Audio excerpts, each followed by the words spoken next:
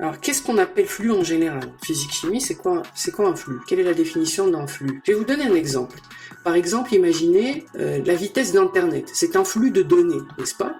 Quelqu'un qui a un Internet très lent, il va avoir du mal, par exemple, à charger une vidéo sur YouTube, d'autant si la vidéo, justement, a une grande qualité. Parce que c'est quoi une vidéo? C'est une succession d'images, d'accord?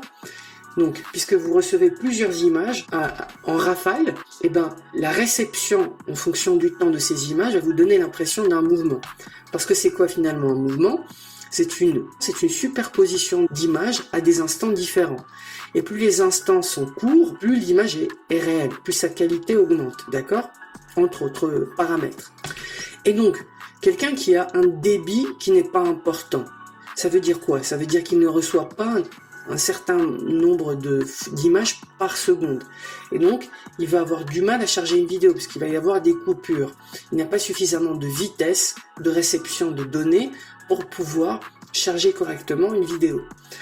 Ça, c'est un flux de données. Donc, le flux, c'est toujours une quantité d'informations, une quantité d'énergie, une quantité d'un volume, si on parle d'un flux, par exemple, dans un écoulement d'un fluide, par unité de temps.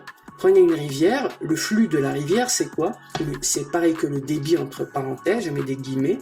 C'est en gros, si vous voulez calculer le flux, vous prenez le débit, c'est le volume d'eau qui parcourt une section de cette rivière par unité de temps.